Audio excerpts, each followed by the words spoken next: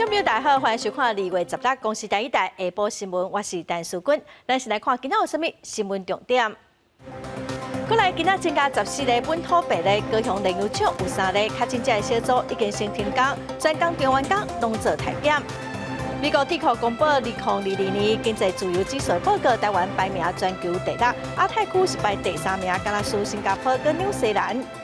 罗西亚放出要撤军的信息，讲袂去拍乌克兰，也毋过美国并无相信。美国总统拜登嘛讲威胁并无消息。新闻一开始来看，咱国内今仔增加14例本土病例，53例境外病例。本土病例部分有7例感染源，搁爱调查。另外，桃园机场航警的查某孙仔今仔日嘛确诊咯。高雄炼油厂嘛有3例确诊者的小组已经规组先暂停上班，所有员工拢爱做体检。来听指挥中心第一波上届新的说明。本土的病例有14例，那境外移入有53例。那在本土案例的14例里面，有一半是阴转阳那另外七例是现在还在调查中。机场航警的案子，那现在看起来他2月13号有去他儿子的家里面，那家里面有一位4岁的小孩。孙女所以这孙女今天也被确诊，她也在一个幼儿园，大概幼儿园的足迹有2天，所以现在的相关的匡列也在开始。炼油市场里面有3位是确诊的，因为这个高雄现在先把这一组这一组应该是西组。西组这个班整个停掉，全部2300名的员工进行筛检，确认了19844、19863。同楼的有89名是阴性，那其他厂、其他大楼的现在在检验中。今仔高雄市小港区中油大拿炼油厂有3个员工胃着病，中油嘛成立紧急应变小组，员工是分流上班哦。昨过来有一个80多岁阿嬷，虽然有注2档的疫苗，也毋过为着奥密克戎，嘛有够慢性病，最后嘛是过往。有医师是提醒讲，60岁以上的老大人，若是胃着病，死亡的风险是会加倍。不少民众透早去注射站注新冠疫苗。根据指挥中心上新的统计，国内新冠疫苗第3档的注射率目前是30.65%。针对这点，有国内医师就表示，未来国内若是要开放民众出国旅游，会当大声开放18岁至29岁，因为这个年龄层的民众，第1档的注射率已经达到99.9%。假如你要先放一些人出去，你一定是从最安全的人。风险最小的人开始放，他们非常支持政府，然后乖乖的施打疫苗。他们本身即使不打疫苗，其实面对 Omicron 也几乎都是轻症，那更何况是打过疫苗之后。医师认为讲，18至29岁这个年岁的人，若是无细致去画着，嘛差不多拢是轻症，为风险上细的人开始开放。安全性相对是较悬，因为国内这波疫情主要是去为着变种病毒 Omicron， 而且大部分拢是轻症或者是无症状的患者。不过，台大公卫系教授陈秀熙提出 Omicron 防疫光谱的理论，甲防疫分做3个阶段，包括第1阶段动静清零，第2阶段动态清零，甲第3阶段类流感化。每周确诊数如果可以控制在350以下。那么我们都可以达到重症清零的标准。台湾呢，几乎是已经到达，但是呢，我们的前届发生非常少数重症的这样一个情况。那么这个希望我们在未来这个往动态清零的方式呢，那就可以渐渐往确诊个案减少的动态清零走动。有感染科的医师嘛警告，国内本土去为着 Omicron 的人，有出现做过2档 AZ 要是死亡的头一个个案。显示60岁以上的集会人，若是去画着死亡的风险，对大大增加。我们台湾更重要的事情是，有重症风险的，尤其是老人家，很多根本没有打疫苗，这个是我们在预防社区大规模传播，然后产生很多重症死亡上面最关键的事情。李炳英认为讲，这波疫情也未造成大规模的社区感染，而且感染的大部分拢是20岁至50岁的人，至少有做过2档疫苗。因若是去画着，大部分拢是轻症或者是无症状。不过，若是像香港的情形，病毒传去到社区，老人重症死亡的比率就会提悬。所以高风险的族群应该爱赶紧去注第3档疫苗。记者综合报道。才开学，桃园又有学生胃着病哦，这伫桃园机场的航警确诊，甲伊带做伙孙仔嘛验着病毒。伊的孙仔幼龄园是先停课14天哦，有331个老师佮学生啊，今仔就爱采检。桃园市嘛取消餐厅甲游泳池等场所防疫加严的措施，防疫的规定恢复甲中央同款。消毒继续进行当中，正大开学各学生囡仔确诊。桃园机场15增加一名航警，按19763例，经过疫调考虑了后，该共大孙仔也检出阳性。教育局紧急通知孙仔读的幼儿园停课14天，全校331个师生进行采检以外，陪伴家属也应采检。采检的结果下晡会说明。经过疫调匡列之后。那么同住的家人哦，他的孙子哦，那么也这个验出阳性，那因此教育局早上就通知这个孙子所就读的幼儿园哈，进行全员的采检。几点接到学校的通知？8点多。那学校怎么跟你说的？他说有人确诊。那所以你们今天过来做什么？就筛检。现在是2个小朋友要带回去。对，刚筛检完。哦，刚筛检完了。那接下来要怎么处理？就只能陪他们在家里。桃园市防疫加严版措施取消，比照中央自己境界规范，游泳池、附设设备、SPA、蒸汽式三温暖、烘箱啊等恢复使用，餐饮也取消微减半，恢复卡拉 OK 使用。餐饮业者表示，加严措施和生意达5-6成。对我们餐饮业来讲，应该也是一个好消息的。不过，我们餐饮业还是不能放松，我们还是会配合政府，然后做好10连制啊，然后酒精消毒，然后离开座位就必须把口罩戴起来。台湾参表示，个人医院有不明感染源，社区健康监测医院是必要会保留桃园区中路公园采检站、甲中立区的中正公园采检站，方便民众来采检。记者综合报道。台北市昨开始未解封哦，新北市是表示，因为因毋捌提出加严特别防疫办法，所以嘛无需要未解封。新北市长侯友宜是讲哦，春节过了2礼拜，就是到2日，是咱国内疫情真重要的观察期。市长嘛讲，即马应该爱认真来思考，什么时阵边境的管制会当放零咯。新北市家连药树林厂的群聚感染案，15新增加一对翁仔某确诊，因2个人拢是家连药的员工。翁婿煮过一档疫苗，牵手也未做过。查到因为工厂内底一个员工确诊，所以扩大扩列采检。翁仔某2个人拢是阴性，14上班进前全部的人做快筛，牵手采检是阳性。翁仔某2个人去病院做 PCR 采检，结果是阳性确诊。目前拢总是扩列接触者72个人，居家隔离72个人。全体员工会第2届做 PCR 采检。嘉仁义最严重的电子工厂。这个基因定性出来，确定是从陶基、西提跟亚细传播而来，所以我们的感染源市场目前为止大部分都明确。那新北市有一个室内设计师，伫过年期间倒去高雄，10日因为脑痛去采检确诊。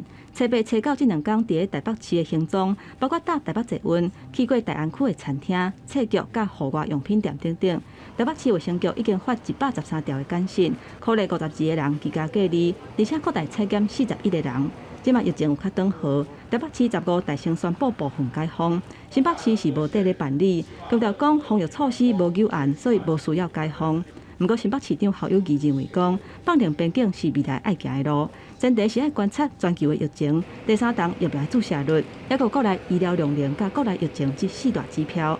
从春节观察到现在，我们的疫情还是算是稳定当中，所以只要我们境内的疫情稳定，医疗量能够支撑，疫苗覆盖率达到一定的程度，再加上全球疫情如果舒缓下来，其实边境朝松绑是一个未来要走的路。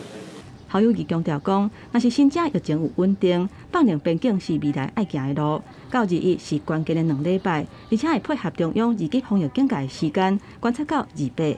记者综合报道。昨暗台南的咸水风炮现场有2万个人哦，因为之前有确诊者捌去过附近的月经港定节，为了预防疫情拓烧，台南市卫生局今仔开始到18会伫咸水的卫生所来发送快筛试剂，予有需要的民众赶紧做体检。咸水区的卫生所头前，早六一透早都有民众要来摕慢性病药啊，不过嘛有一寡人是要来领快筛试剂。就有感，就是这个新冠肺炎的疫情的严重的关系，就刚好有这个美意，我们当然来领取一下。对，那我们就是拍给朋友看，希望他们也都一起来领取这样子。若感觉有咧扫啊是安怎就去好来摕看嘛，看有无啊。咸水芳仔炮才拄煞过，有超过2万人参加。虽然现场有穿防护的装备，嘛呼吁民众爱落实个人的防疫措施。不过因为进前有确诊者捌去过附近的月顶港停坐，佮加上民众是为各地头来的，所以台南市卫生局为16日透早就开始咧分快筛试剂，予有需要的民众，预计3天要分1000份。昨天那个港灯节的那个人证，还有那个风炮人。实在蛮多的啊，所以说今天开始就是无差别，所有人都可以来我们盐水卫生所这边来拿那个快筛试剂。台南市卫生局表示，16到18透早8点半到10点半，若有需要民众拢会当去咸水区的卫生所领快筛试剂。若是快筛阳性，就要赶紧通报卫生局。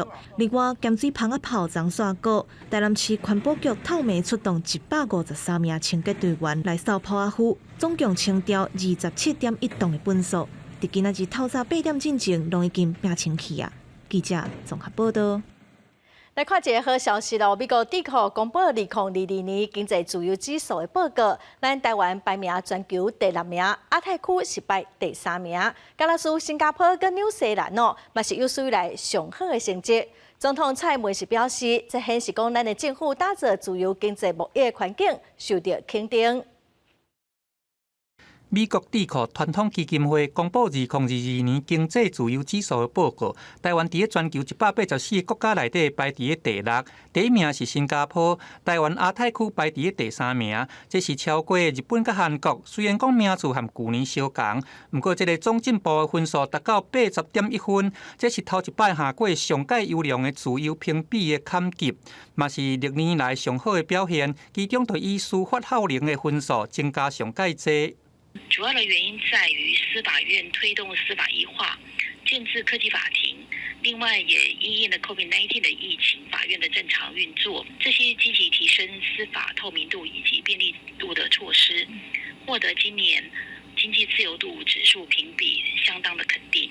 国发会表示讲，台湾的投资自由甲劳动自由的分数嘛拢有成长，这边的成绩嘛显示出这个政府推动经济自由化得到上界大的进展。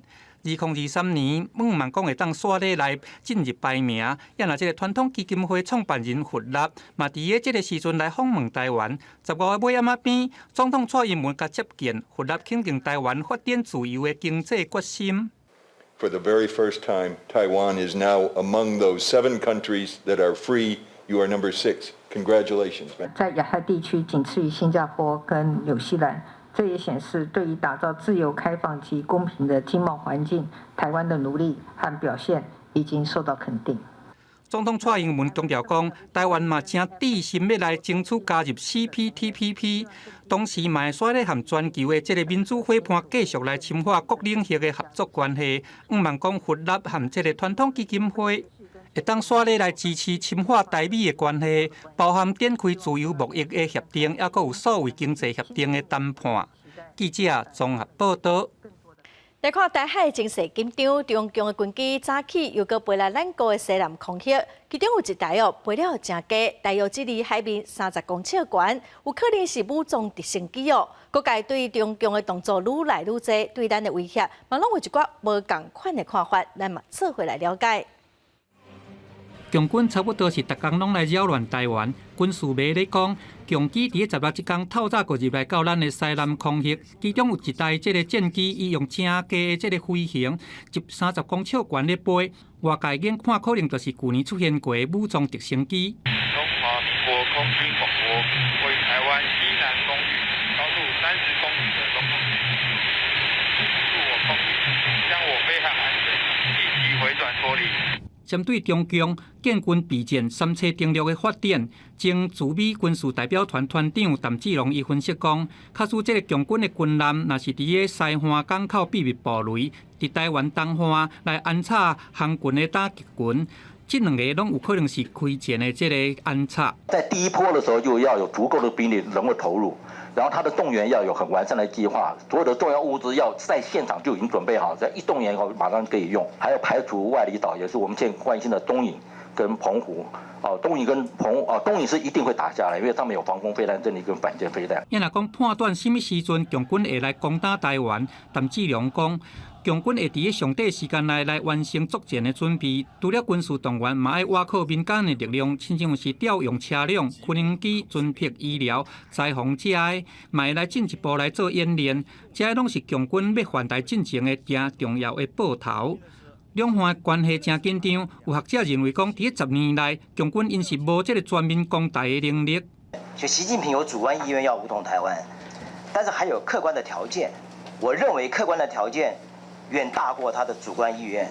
我判断，在10年内没有全面攻台的能力。强军最近5年来开训动员令，正请赢咧备战，率演变做真专注咧情势的变化。学者分析讲，中共最近有可能是袂全面来犯台，因是会用透过战场的经营、骇客的入侵，发动3战的这个分化民心，甚至讲是来夺取咱的外岛，用剑来逼和，逼咱爱行上谈判道。记者综合报道。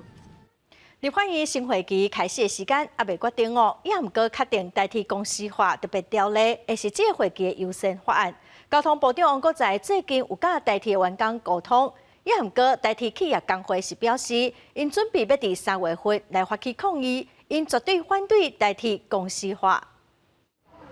为防止临火工程发生意外，代替利用一直广播加装及时监视系统，正确掌握列车接近的时间。新北市永高凤鸣地区这几年人口成长真紧，为要把互桃园铁路地下化耽误代替凤鸣车站设置的时间，未来会以临时轨线凤鸣临时站的方式来营运，按算2日了后通车。交通部长王国材亲身来督军，对代替改革也个宣示决心。过去大概半年的时间，我们台铁局跟地方工会的沟通还没有非常的完整，所以最近我就自己亲自到每一个地方去谈，发觉在说明的时候非常多的人都不清楚。我会继续来努力。各地立法院开议进前，一个到各地，因为这个会期都要将代替公司化特别条例送入立法院。王国材表示，真侪员工拢无了解公司化，爱面对面沟通来化解基层疑虑。不过，代替企业工会有关坚决主张公司化无法度解决政府甲安全问题。到了3月份要上街路电控，佫无排除用佫较激烈手段来反公司化。任何可能都有。我也可以说鼓励会员不加班啊，对不对？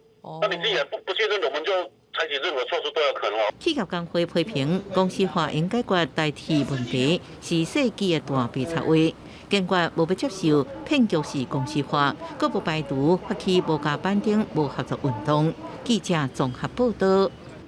教育部长潘文忠昨宣布讲，今年9月开始，全国高中袂当要求学生伫8点10分之前一定爱到学校。目前等个修正的草案，早自修应该爱学生家己来决定讲敢要参加哦。早自修的时间嘛袂当可取。苏大附中有将近3400名学生，是全国学生上侪公立的完全中学。106年学年度开始，高中部配合教育部的规定。每礼拜1甲拜5，学生8点10分到学校就会使。另外3天游园是7点半。厝住伫南口的地东2，逐天5点半就起床啊。我们家那边就是6点半之后就会开始塞车，如果是晚一点出门，花的时间会更多。另外一位住伫旧山的蔡东2，5点40起床，总是7点半进前到学校。伊讲若改做8点10分，其实也袂歹。想睡晚一点也是可以。但是来早自习的话，也可以，就是可以先读一些其他的东西。我们可以多睡一点，可能多睡半个小时之类的。教育部建议修正高中生伫学校做事的时间规划，学生本地一礼拜有2天会当决定敢要参加早自习，即嘛是改做一礼拜4天。也若第一节上课进前袂当考试，透早集会一礼拜对袂当超过2天，改做上侪1届。也若各中的部分意见有关真侪，到底要几点上课该参详？有一些家长他是希望说学生可以睡饱一点，晚一点到校，但是其实可能也是会跟家长上班时间会有冲突，所以他们也希望说学生可以早一点到学校。国中生还比较小啦，他不必要说就在这一次就比照办理，先看一下高中部的一个状况。苏台副长指出，即马早自习有考试无算伫成绩内底，因若早自习袂当考试，就要用别个时间，这也是老师和家长所烦恼的，惊影响到学习。记者综合报道。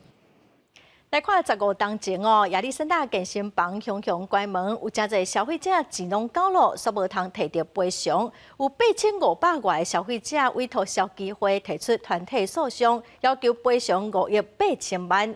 官司哦是拍超过10档，今仔一审判决，这个公司就要赔2亿5千多万。亚历山大健身房嘛是咱台湾上大的连锁健身俱乐部，有超过上万的会员。伫2007年熊停业，也毋过伫要关门之前哦，佮继续的吸收会员。创办人唐亚军的姊妹啊，互伊早期做起诉已经互掠去关了。唐亚军伫2013年假释。民事的部分哦，有超过8000个消费者委托消基会拍官司，经过10多档的审理，今仔宣判，这间公司就要赔偿消费者2亿5千多万，专案是会当上诉。再来看屏东地检署去年侦办一件电信社，因为受到委托掠交，刷头迄亲笔的影像，要求这受害者要付几啊百万来解决共叛难的事件哦。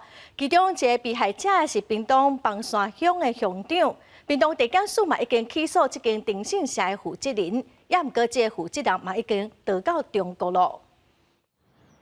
邦山乡公所这2天正常办公，无受到乡长新闻的影响。屏东地检署去年办一间征信社恐吓的案件，业者接到掠无正当交往的委托了后，用军种偷翕的方式翕到被害者甲无正当交往对象的亲密影片，再搁恐吓被害者几啊百万。目前确定至少有2组被害者，其中一个就是邦山乡长，互乡亲真意外。家务事交给司法处理，安得好。分别涉犯刑法的侵入住宅及意图散布以录影窃录他人非公开之活动及身体隐私罪嫌及恐吓取财等罪嫌。屏东地检署罕见以组织犯罪防治条例起诉征信社单身负责人甲共犯，但因为单身负责人听讲已经走去中国，后续恐惊要靠两岸共同打击犯罪甲司法合作机制，才有机会将人掠回来台湾。如果有现行犯那么逃往中国大陆，好，我们都可以依照协议的机制啊，向对岸请求将这个通缉犯羁押交予我方。虽然目前两岸关系紧张，但陆委会嘛强调，其实去年底新店的庆案，走去厦门的黄色嫌犯，就是透过两岸合作，伫今年1月初掠回来台湾，相关的机制一直是正常运作。检方会使透过法务部的平台，甲中国司法单位要求合作。记者屏东报道。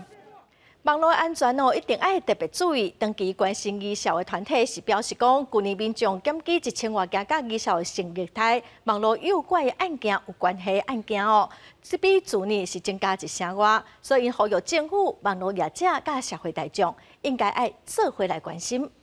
网络风险陷阱多。大声咧发讲，注意网络风险的陷阱真多。民间团体大声咧呼吁讲，因为这几年来捌发生过真侪社会案件，其中甲网络安全拢有关联。其中这个牵涉到医疗比例，确实是增加真多。这种儿少性剥削的这样的一个检举案件哦，平均1天就有3件。那主要包括说这个网络诱拐的一个案件，或者是儿少的私密照被外流，或者是这个有专门在贩卖儿少性剥削影像的这样的一个网站哦。医疗的性虐待甲性剥削的案件，台湾电器协会伫去年就接到1148件民众来检举，占全部26%，甲去年比起来有增加11%，也若牵涉到医疗性虐待有900多件，诱拐囡仔性虐待甲剥削是有超过100多件，可见医疗伫个网络顶悬受到诱拐的这个私密影像的问题一再咧发生。那我相信这些部分其实都有赖于大家，也要当一个非常愿意一起挺身而出，看到这样的情况，不要再求上车，不要再散布出去，而是愿意一起来让它下架。另外，网络交友咨询的案件有牵涉到不当性接触的嘛有50%。协会伫去年接到年会上介少的时间有9回，因为即摆网络真普遍。协会呼吁各个政府、网络作业的业者、家长，甚至是一般的民众，拢要注意这个医疗网络的安全问题，合作来创造一个友善的网络环境。记者综合报道。国际新闻来看，乌克兰甲罗西亚边境的情势真紧张哦。虽然罗西亚有放出消息讲因要撤军，也毋过美国方面并无相信。美国总统拜登昨嘛表示讲威胁并无消息。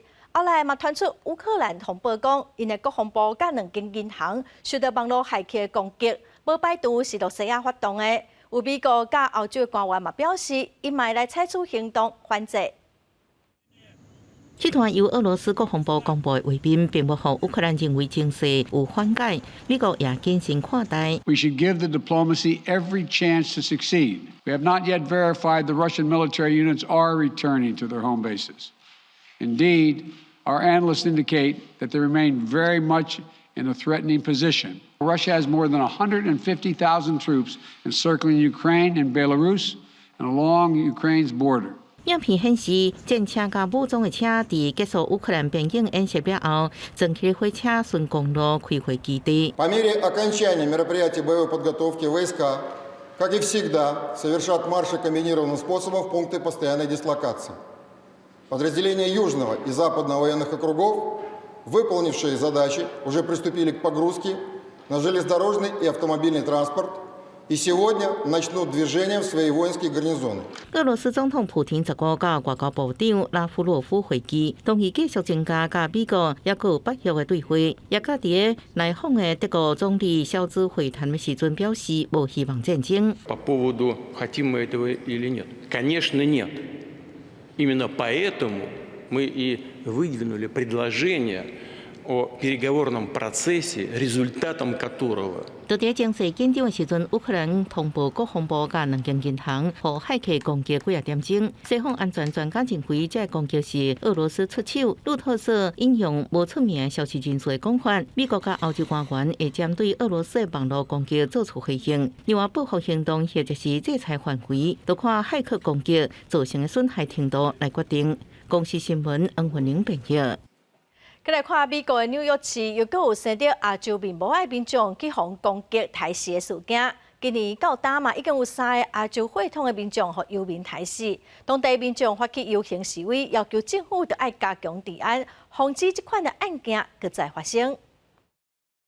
一个35岁查某人李尤娜，住伫纽约市曼哈顿的社区，往中国城迄搭。第二日暗时要转去厝里的时阵，去有一个非裔游民倒甲伊睡厝的所在去。甲伊抬40外刀，袂像即个查某人死伫浴桶内底。规个阿 A 社区知影了后是拢真惊吓。10时当地举行示威的活动，要求民选的官员都要更加积极来关心阿 A 民众的安全。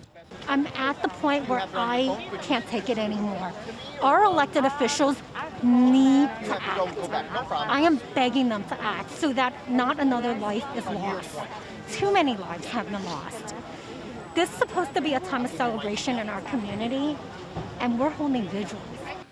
案件发生的时阵，纽约市的警方当场就抓到这个凶手，是一个25岁非裔游民入去，而且有甲伊做精神的评估，目前还未确定感受涉及报仇的攻击。这个游民有真侪项前科，上新的一个登记的住所是伫华府包里街的游民收容所。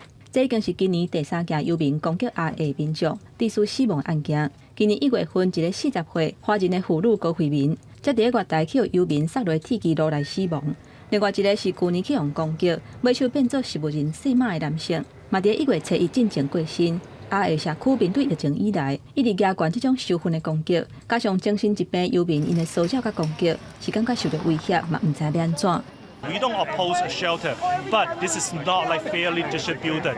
Entire New York City should all come together and help the homeless individuals. You cannot just dump all the shelters in Chinatown. That's not fair. Personally, I feel we've been pushed around for too long. 就是这场纪念活动的主办单位，嘛发宣传单，要求当局唔通搁伫当地开新的游民收容所。因为这个机构已经伤过集中伫咧下曼哈顿的地区，伫咧东巴诺会周边当中上较新的一个所在，甚至就离这个案件的受害者李尤娜因兜无偌远，增加犯罪风险。呼吁当局都要积极来管理、合理分配，才会当互阿 A 民众出门袂搁再惊吓。公司新闻是会长编译。再来看咱国内消息咯，针对啉酒赛车拒绝酒测，立法院最近修正道路交通管理处罚条例，除了资本罚18万，吊销驾照3档哦，此嘛阁要吊扣牌照2档。台中最近就啉酒赛车民众拒绝酒测，阁500番，互处罚。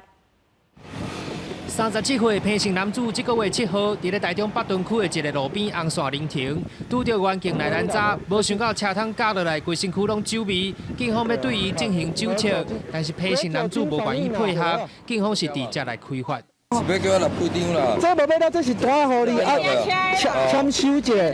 安尼像我讲袂哦，无啦，我就爱讲安怎来开迄张尔啦，这拢。张你赚遐济啊，你要开遐济。我就甲你讲，我无趁，我要留趁。平姓男子吞下一张18万块的拒测红单，也阁怨趁警方趁真大。警方是表示，今年1月24号已经修正《道路交通管理处罚条例》第35条，拒绝酒测，除了原定的18万罚款，当场来保管汽机车，吊销驾照3年以外，也可以申请吊考牌照2年。刑法公告就急要实行了，警方也加强来宣导。新法它有新的规定，如果驾驶人拒测的话，除了吊销驾照3年之外，他的车牌要吊扣2年。所以这边在此宣导所有的用路人，切勿心存侥幸。台中警方表示，新法若正式来实施，代表机车的驾驶人2年了后才会当领回牌照上路。若是吊扣牌照，犹原继续来开上路，会以道路交通管理处罚条例相关会使开罚10800块。记者台中报道。立法院去年底3读通过《道路交通管理处罚条例》修正案甲民众会当检举的违规限制剩46种，望讲减少乌白乱检举。也毋过未来并排停车是会当连续检举，每2点钟就会当检举一届。卡车停伫咧花条马线顶悬，民众为着要过路，才着含车咧烧抢。这款真危险的景象，逐工拢伫咧日常生活中一直咧上演。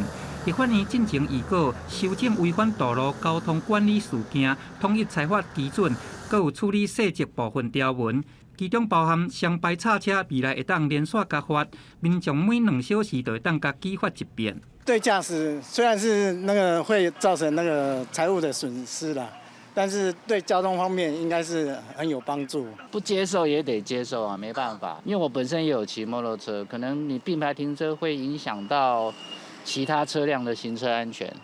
这边修正了后，会当检举的违规行为项缩到46项，包含驾驶无戴安全帽、无照规定使用灯光、无让人先行、危险驾驶、弄红灯，还有并交道和双排叉车、占用身障者的停车格等等。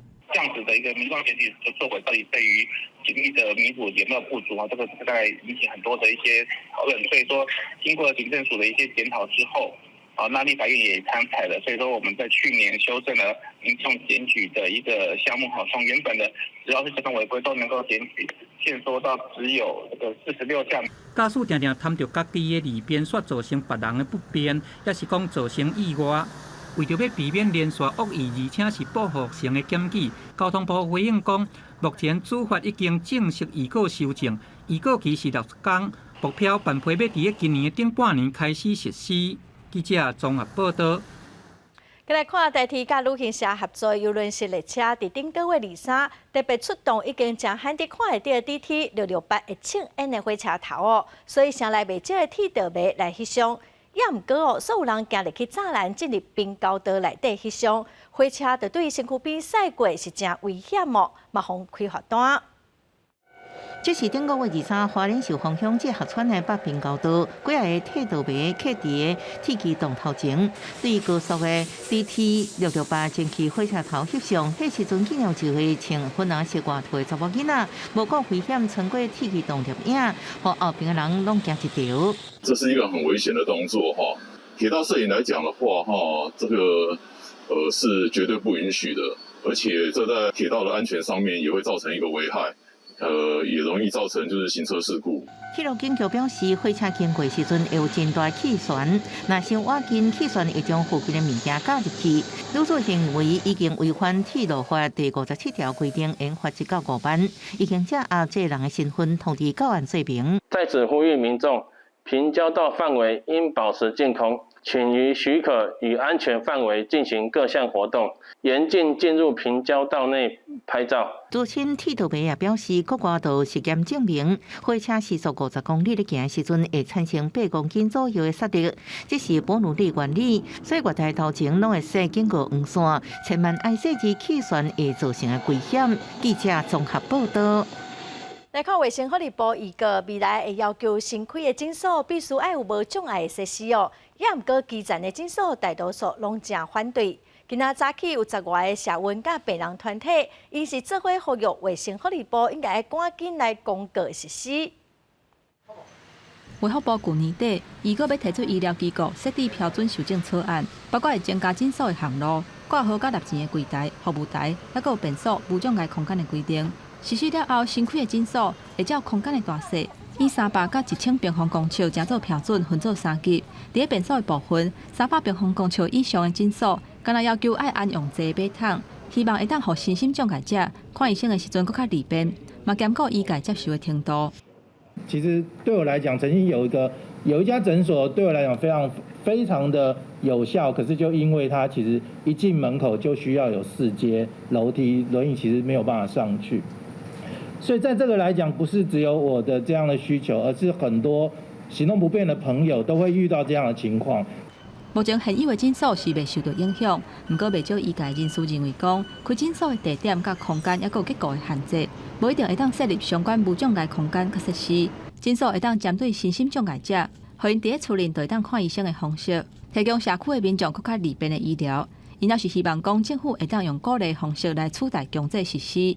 他如果在家里不能移动到诊所来，我们都还到家里去帮他看病，所以医界对这些身心障碍人绝对没有说给他一种不公平的待遇。那有些诊所呢，它的本身的一个基本的一个设计就没有办法去设一个厕所在那边。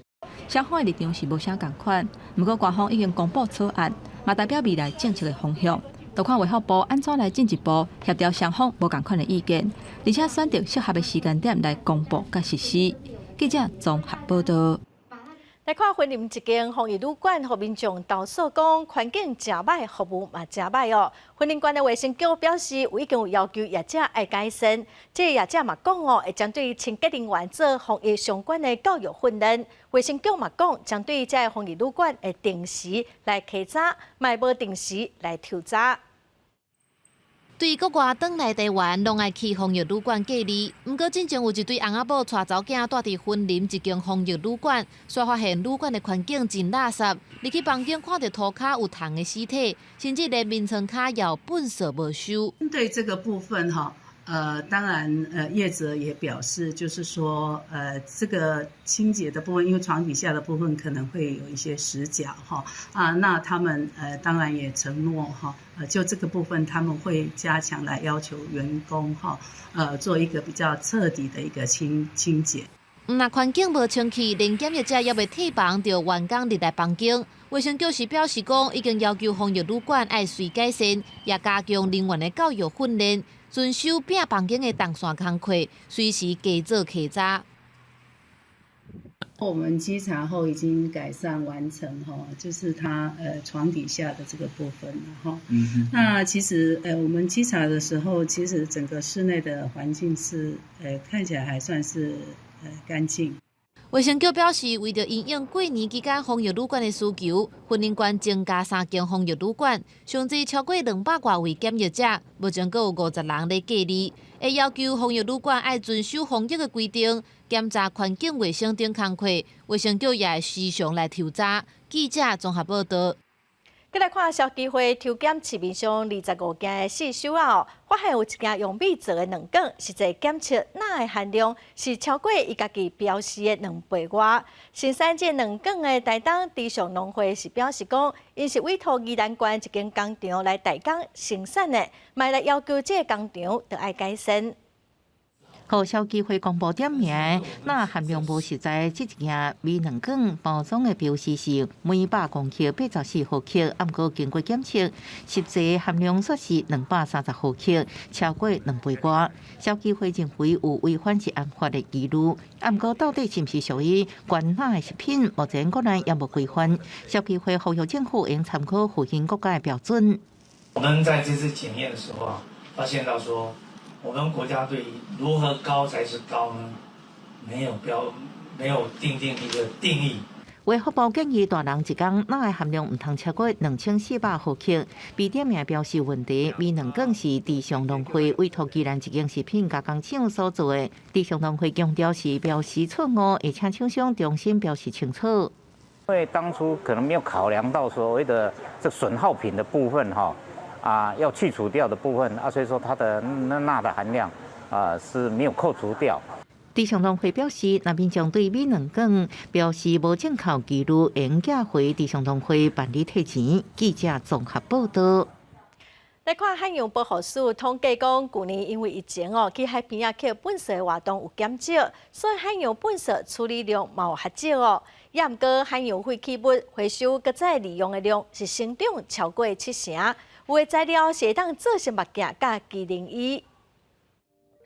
利用少年族群热情佮有行动力，新北市环保局甲网络名人合作，体验净碳合作社的服务。环保局甲沿海31间店头合作，提供叶仔、手套甲粪扫袋啊。若是到海边佚佗的时阵，感觉粪扫真解药，欢迎动手捡起来。去旁边的店家，然后借个用具来捡一下。毋但欢迎随时来摒扫海沙包，搁较鼓励长期任用。环保局甲5间民间企业合作，任用1.2公里长的海岸线。去年民间就家己办640场的摒扫海沙包的活动，用政策支持。新北去年嘛是全台湾摒扫上侪海洋粪扫的县市。海废正因为它目前来看起来是源源不绝，所以我们第一个必须还是要持续的来清理这个海滩的垃圾。但是更重要是希望透过这样子的一个过程，让民众了解到源头减量的一个重要性。去年因为疫情的影响，摒扫海沙包甲海洋的活动减少。海保署统计，粪扫的清除量比前一年降低657吨。分析第4季的海洋粪扫，有6成外是对海流来的，超过讲成是非资源粪扫，有一半无法度分类。不过有进步的是，废弃渔网甲渔具的回收增加，带动资源回收的成长超过70%。废弃的渔网会放到这个渔业署他们在各渔港设置的渔港暂置区去把它分类回收做好。他们可以去做衣服，做太阳眼镜的眼镜框，那甚至呢就是我们也可以常见的一些袋子。当年关注海洋粪扫议题，中央环境顾问公司执行长颜玲认为讲，伫咧渔港设占地区等等的措施，确实会当对源头减少废弃物入去海洋内底，大力推广。不过，伊嘛表示，要继续加强渔民的教育，因为废弃物若是弹入去海内底了后，就真歹搁再利用。伊认为海洋的状态，目前也无够野的调查会当掌握，污染的情形可能比预估的搁较严重。记者综合报道。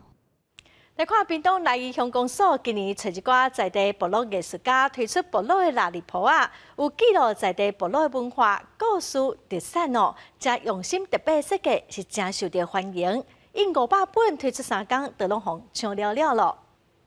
这很漂亮的，很多人要跟我们要。这野目色水实行跳色设计，这本蜡日坡甲一般官方咧发4版的有影是真无同。来义乡公所今年家己总经费，招部落的青年艺术家，巧活在地结合原住民文化、工艺等特色，设计出这本蜡日坡真受到乡亲的欢迎。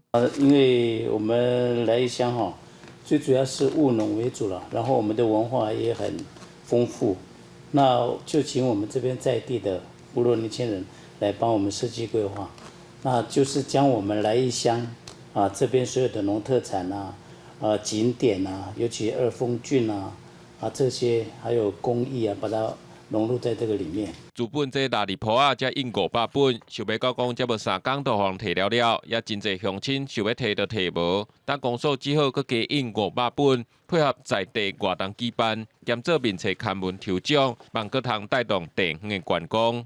一出来放在我们的官网受到所有乡亲各地的朋友都非常欢迎，他们都要跟我们要了，所以我们那500本发完了，我们现在又再重新再做500本。咱实体蜡日坡题目到电子版的通批芳，为了将人更加了解来义乡在地故事，公所已经把这本蜡日坡放去伫网站顶悬，若有兴趣的民众随时就网就看会到，感受到地方人文甲文创的活力。记者综合报道。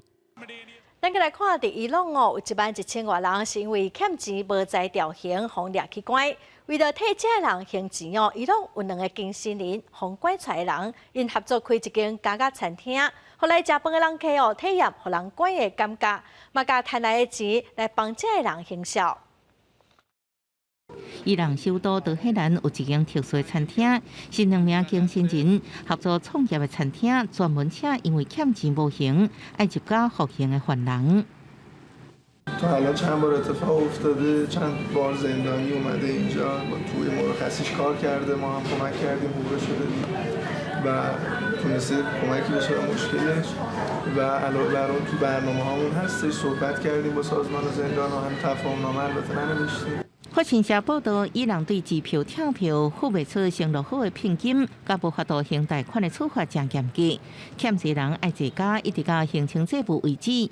创办餐厅2个头家因为生意失败，要无钱还债才在家。出监了后2年，因决定开创家家餐厅，16号加楼，帮助无法度还钱离开家家的犯人。这个想法也真正得到民众的支持。 业者将餐厅装潢甲亲像家家共款，互大家享受美食的同时，也能体验做犯人的感受。 مثلا آدمایی که رفتن زندان اومدن بیرون آینده مشخصه. اکثر اونایی که از زندان در میان فکر می‌کنن خودش آینده‌ای ندارن. وقتی میومدن ما رو می‌دیدن انگیزه می‌گرفتن. میگفتن که خب شما شدید خب پس ما هم میشیم.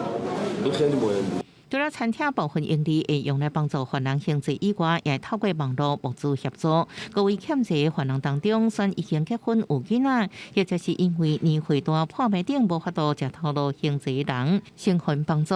公司新闻陈时东朋友。 印度洋的岛国马尔地夫的酸蚵达占全世界总量的3%，也毋过因为全球暖化，酸蚵达白化的情况是真严重哦。当地环保人士最近嘛正积极来做保育，望讲会当互酸蚵达恢复自本的生态。 美丽山坡鱼群，也有小在鲜艳的酸蚵。讲到马尔地夫，就会想到当地真水的景观，毋过这珍贵的自然资源在消失当中。马尔地夫差不多250种酸蚵，酸蚵达超过2000公里。毋过这几年全球暖化加上人为建设破坏，让马尔地夫的酸蚵达陷入生态危机。2016年，当地拄到性影现象，海水无正常升温，让60%酸蚵达严重白化。 You can identify your coral when it's dead. There won't be any color on it. 为挽救生态，环保人士决定种酸蚵，因将健康的酸蚵切割了后，点伫个庄仔顶悬，搁放入海底。So now you can see we are keeping a space here, right? So when they start growing, our expectation is to them to fuse together. So when they grow all of them together, it can be one big coral. 另外一位海洋生物学家，去年用金属架啊种酸蚵，即马海中200个金属架啊顶悬的酸蚵，成长状况未歹。 All of the coral we planted is doing really well. We can tell that they've grown and that fish are coming to the area. It's had a really positive impact. 有人用教育唤起民众的环保意识。那先是马尔地夫第一位得到畅水执照的女性，伊即马咧教囡仔熟悉个爱酸蚵。 If you don't love something, you can't protect it. You have to fall in love with the reef, with the ocean. Then only you put the effort to make sure that it remains. 事实上，酸蚵牵涉马尔地夫人的生存问题。当地80%群岛海拔无到1公尺，海平面若升悬，就会面临沉去的风险。若酸蚵达复育成功，对减缓海平面升悬带来冲击有帮助。公司新闻徐婉玲编译。 今仔日受到大陆冷气团影响，北部佮东北部天气拢会较凉冷哦。其他所在早暗嘛较凉冷。台湾的东北部地区佮有基隆、北海岸拢会落雨，而且有可能会落真大阵的雨。北部佮有东部、东南部地区有一寡所在嘛会落雨，中部的山区嘛是共款哦。下半部的天气，咱来看各县市详细的资料。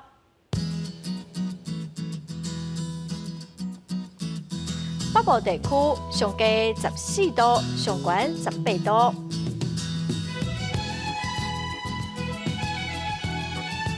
中部地区上低16度，上悬23度。南部地区上低19度，上悬28度。东部地区上低17度，上悬26度；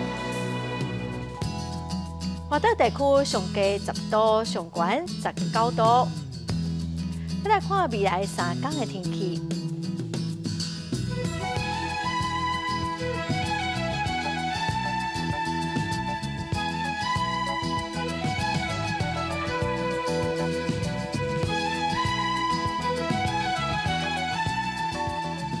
感谢观众朋友收看《公视台语台下晡新闻》，我是陈淑君。明仔载下晡3点，咱再会。